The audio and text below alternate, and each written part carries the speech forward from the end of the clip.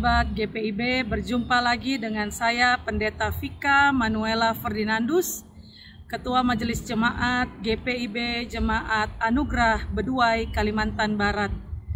Saat ini kita akan merenungkan firman Tuhan. Marilah kita berdoa.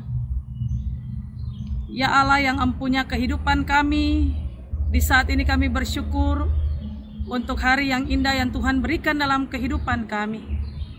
Memaknai hari kehidupan kami di saat ini, kami ingin diperdengarkan oleh kebenaran firman-Mu. Kuasailah hati, pikiran, jiwa, dan roh kami dengan Roh Kudus-Mu. Dan biarlah kami memahami kebenaran firman-Mu melalui hikmat yang dari Tuhan Yesus Kristus. Berfirmanlah ya Tuhan, karena kami sedia mendengarnya. Amin. Pembacaan kita terambil dari Injil Lukas pasal 18 ayat 9 sampai 12. Lukas pasal 18 ayat 9 sampai 12 yang menyatakan, kepada beberapa orang yang menganggap dirinya sendiri benar dan memandang rendah semua orang lain, Yesus menyampaikan perumpamaan ini. Ada dua orang pergi ke bait Allah untuk berdoa. Yang satu orang Farisi dan yang lain pemungut cukai. Orang Farisi itu berdiri dan berdoa tentang dirinya begini, Ya Allah, aku mengucap syukur kepadamu karena aku tidak sama seperti semua orang lain. Bukan perampok, bukan orang lalim, bukan pesinah, dan bukan juga seperti pemungut cukai ini. Aku berpuasa 2 kali seminggu. Aku memberikan 1/10 dari segala penghasilanku. Demikian pembacaan Alkitab. Terpujilah Kristus, Hosiana.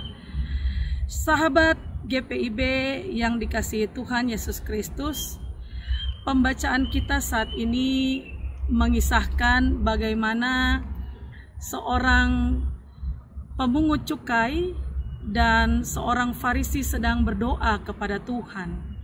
Dan kalau kita lihat ayat selanjutnya, ayat 13 dan 14, itu adalah doa dari seorang pemungut cukai. Saya akan membacanya untuk kita semua.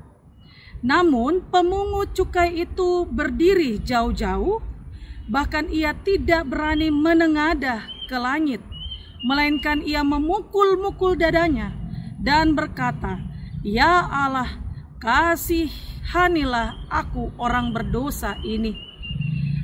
Aku berkata kepadamu, orang ini pulang ke rumahnya sebagai orang yang dibenarkan Allah, sedangkan orang lain itu tidak. Sebab siapa saja yang meninggikan diri, ia akan direndahkan, dan siapa saja yang merendahkan diri, ia akan ditinggikan. Pembacaan kita mengisahkan bagaimana pemungut cukai yang berdoa dengan hati yang betul-betul merendahkan hatinya, yang betul-betul melekatkan, menyerahkan dirinya kepada Tuhan. Sedangkan seorang Farisi ini, ia berdoa dengan penuh maksud bahwa ada kesombongan di dalamnya. Ada maksud hati yang mau meninggikan dirinya di hadapan Tuhan. Ada sebuah kisah tentang seorang pria datang kepada Buddha dengan persembahan bunga di kedua tangannya. Buddha menatap dia dan berkata, "Buang bunga-bunga itu." Pria itu tidak percaya bahwa ia diperintahkan untuk membuang bunga-bunga di tangannya. Tetapi kemudian terpikir olehnya bahwa ia mungkin sedang diminta untuk membuang bunga-bunga pada tangan kirinya. Oleh karena mempersembahkan sesuatu dengan menggunakan tangan kiri yang dianggap mempersembahkan dengan tidak sopan karena menggunakan tangan kiri, maka ia membuang bunga-bunga yang berada pada tangan kirinya. Masih juga kemudian Buddha berkata, "Buang bunga-bunga itu." Kali ini ia membuang semua bunga yang ada di tangan yang di sebelah kanannya. Dan kemudian Sang Buddha dengan tersenyum lagi-lagi berkata, sekali lagi, buang bunga itu. Kebingungan sang pria ini bertanya, apa yang harus saya buang? Semua bunga sudah saya buang. Bukan bunga, anakku, tetapi orang yang membawa bunga-bunga itu, jawab Sang Buddha. Sahabat GPIB, pemungut cukai dalam Injil Lukas 18 ayat 9 sampai 14 ini merebahkan dirinya, lalu ia memukul-mukul dadanya dan berkata, "Ya Allah, berbelas kasihlah kepadaku seorang pendosa." Lalu ia pulang ke rumahnya dengan damai. Mau mengatakan doa sejati melampaui semua kesombongan religius. Ia menemukan pengungkapannya dengan spiritualitas yang seimbang. Doa sejati adalah dengan hati murni dan sederhana, terangkat kepada Allah di dalam kerendahan hati, kemiskinan, ketidakberartian yang tidak terungkapkan, kehampaan yang berharap dipenuhi. Itu kemudian dimanifestasikan dalam sikap pemungut cukai ini. Ide ini dimanifestasikan dengan sangat baik dalam sikap Buddha yang meminta para pengunjungnya untuk membuang bukan bunga, tetapi orang yang telah membawa bunga itu. Ini berarti bahwa Sang Buddha mau berkata, buanglah segala kesombongan diri, buanglah segala apa yang dikatakan kenikmatan duniawi yang masih dipikirkan. Buanglah semua hal-hal yang mementingkan kepentingan pribadi. Lalu kemudian membenahi diri dan memberikan juga yang dikatakan yang betul-betul mengarahkan pandangan, pikiran, hati, jiwa dan raga kita hanya kepada ketulusan di dalam sebuah doa yang menaikkan doa kepada Yesus Kristus, kepada Tuhan dan Juru Selamat kita secara terus-menerus, lalu menemukan bahwa Allah menerima jiwa orang yang menaikkan doa sejati itu. Sama seperti sang pemungut cukai yang betul-betul menaikkan dengan ketulusan, dengan spiritualitas yang penuh, berharap bahwa saya tidak ada apa-apanya di hadapan Tuhan. Tetapi dalam keterbatasan itu, Tuhan meninggikan dia. Maka marilah merefleksikan selalu hidup kita.